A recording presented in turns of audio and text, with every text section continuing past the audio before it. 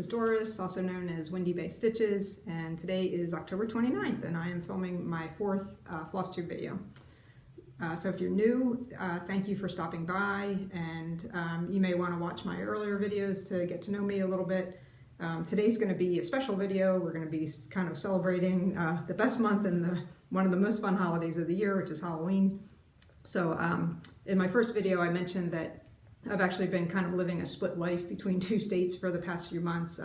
Today I'm filming from my home in Northern Virginia, which we're in the process of selling, but I also own a home in Akron, Ohio, and a lot of my more personal items are already in the Akron house. And I mentioned that I would maybe shoot some footage of my Halloween decorations in Akron. I have a lot of small Halloween stitched items, and so I did shoot some video there a couple weeks ago. So for today, I am putting together that footage along with some additional photographs of Halloween decorations and a little bit of outdoor clips, which I think you might enjoy. And I've been working on my editing skills with adding in some music. So I thought it might be fun to make sort of a Halloween special.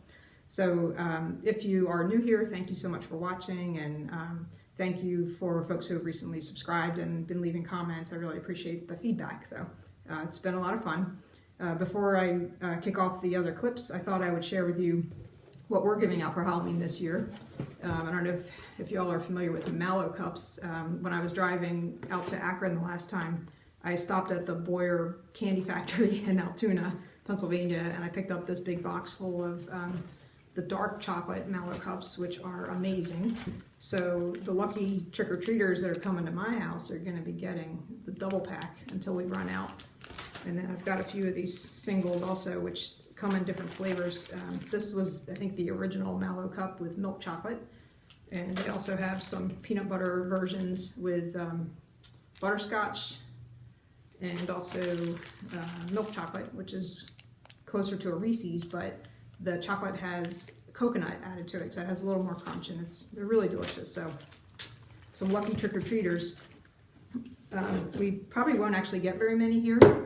Our neighborhood is, kind of gotten older. There aren't very many young children in the neighborhood anymore, so we hopefully won't run out. But anyway, so I'm not going to do any whip updates today or haul, or we're just going to have some fun with Halloween. So and I'm keeping it short, which I have indicated that's my intent with my videos, since there's just so much content out there, and I think it's hard to keep up with the hour-long videos. So anyway, I hope you enjoy this, and I hope everyone's having a great time this month, and you all have a terrific Halloween. Thanks. Let's start with what is on the mantle. So we've got some spooky lights, and this first stitched piece is actually on plastic canvas, so it's larger scale. It was a pattern that I got from a website online several years ago. I used to do some plastic canvas just when I wanted something that would be larger scale or that would go faster. We've got a vintage witch figurine, and here we've got the Lizzie Kate All Hallows Eve finish, which I shared recently. This is, I believe, possibly chalkware piece. I picked it up at an estate sale not too long ago. Over here we've got another stitched piece. I believe this one was in a magazine. I'm not 100% certain. It's Boo. And here's the fireplace again with the lights plugged in. And over to the right of the fireplace is what I like to call the spooky tree.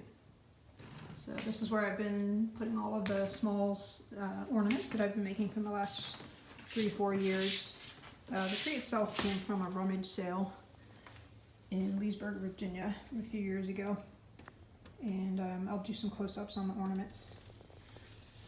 This one was a pattern from the Floss box, which you can find on the internet. Potions, I think, was from a JCS issue. This one I don't remember the name offhand. I think it's also from a JCS issue. This one, the Goblins, is a Mill Hill kit with beads. Outflying is this year's finish, which I shared recently. This little Boo is from a JCS magazine. I did this one last year. And we've got a little owl, I think from a JCS magazine. And I'll spin the tree. We've got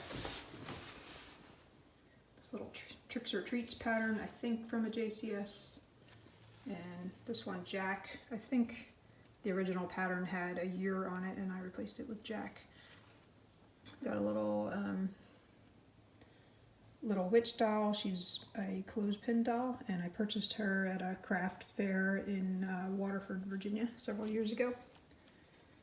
This little jack-o'-lantern is a very small canvas piece, and this was a guild project that I did with the Oatlands chapter in Virginia.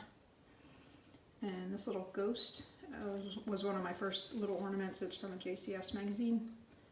And then we have the larger Spooky Time Lizzie Kate, which I finished just recently. And down here we have another one from the a JCS issue with the little ghost and the candies.